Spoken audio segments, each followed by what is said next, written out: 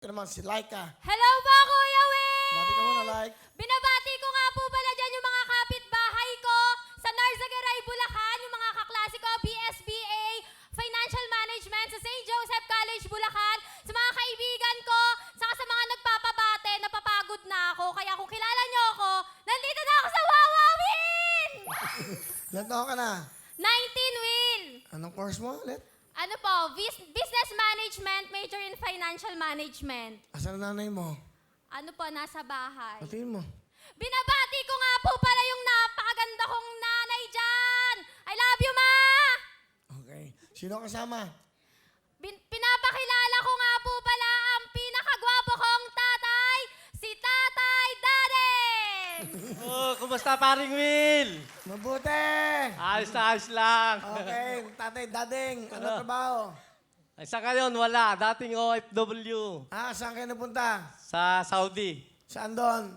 Sa Riyadh, saka sa Jeddah. Paikot-ikot sa Saudi. Ano gusto niyo sabihin sa anak niyo maganda?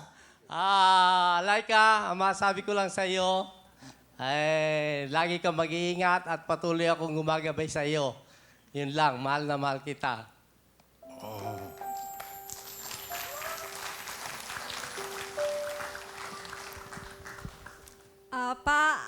Kahit di po namin kayo nakasama ng matagal, pinalaki niyo po kami ng tama.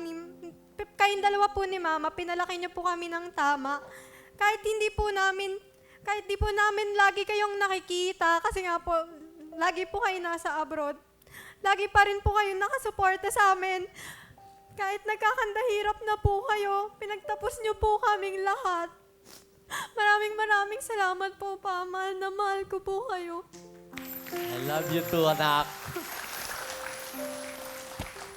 Ilan taon ba kayo sa abroad? 20 years, oh. 20 Sir, years. really. Ano trabaho mo sa abroad? Electrician. Electrician kayo. Pero hindi na kayo babalik.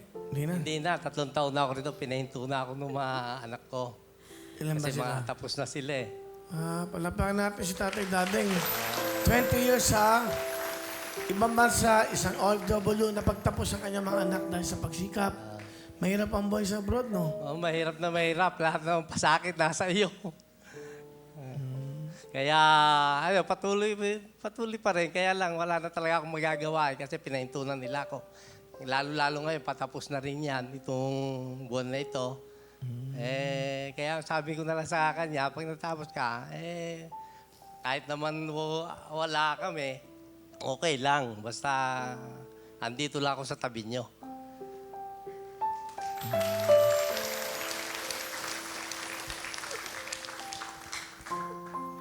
Kasi po, nung time po na magpa-first year college po ako, sabi po nung mga ate ko na wag na daw po bumalik si Papa kasi po may sakit din po siya that time. Kaya yung mga ate ko po, kahit may asawa na po sila, pinag-aral po nila ako hanggang makatapos po ako. Tapos po, yung pagpapageant po, ginagawa ko po siyang racket para po makakuha po ako ng konting income para po hindi po ako humingi masyado sa mga ate ko kasi nahihiya din po ako. Sa ate mo, mga ate mo. Sa mga ate ko, alam ko hindi ako perpektong kapatid. May nagagawa akong kasalanan. Pero sasabihin ko po sa inyo na nagpapasalamat po ako kasi kung hindi po dahil sa inyo, hindi po ako makakatapos ng pag-aaral. Maraming salamat po. Ano paano ate mo, ate? Hello, Ate Risa, Ate May, Mucha, Mayumi. Thank you kasi kahit minsan, naiinis kayo sa akin. Wala kayong magawa kasi pinag-aaral niyo ako kasi mahal niyo ako. Ba't sila naiinis sa'yo? Kasi po, lumalaban po ako ng pageant. Tapos iniisip po kasi nila minsan na sayang po yung pinag-aaral, yung pang-aaral po nila sa akin kasi nga po, hindi naman po ako madalas. Pero, Kuya Will, kahit po ganon, determinado po ako na matapos ako. Nakapagtapos ka na ba? Opo, graduating na po ako ngayon, Kuya Will. Anong course mo? Business ad po. Sa graduation mo, imbitahin mo sila. Opo. Punta kayo sa graduation ko para sa inyo yon. Okay na. Thank you, Laika. Ang taas kasi ng heels mo eh. Ilang, ano? Halika. 8 Ilang, inches po. sobrang taas. Halika. Hindi ka ba nahirapan? Hindi po. Na-out of balance lang ako, Will, pero kaya lang. Anong height mo? 3? 5! Small but terrible! Oh. Ganda na! May height pa! Kaya mo na, may boyfriend ka ba? Hindi na umulit, Will. Bakit? Manloloko! Kaloka! Bakit?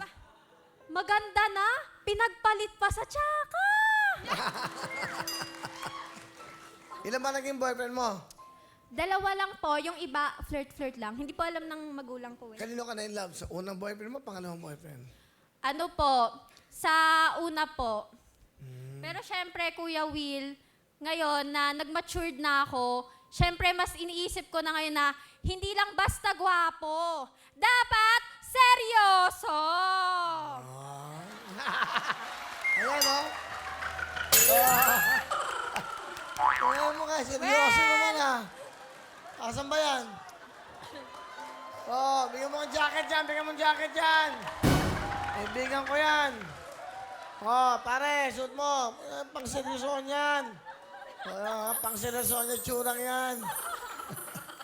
Pare, ako bahala sa'yo. Bigyan mo ng 2,000 yan. Yan, 2,000. Like meron kang 10,000. Thank you,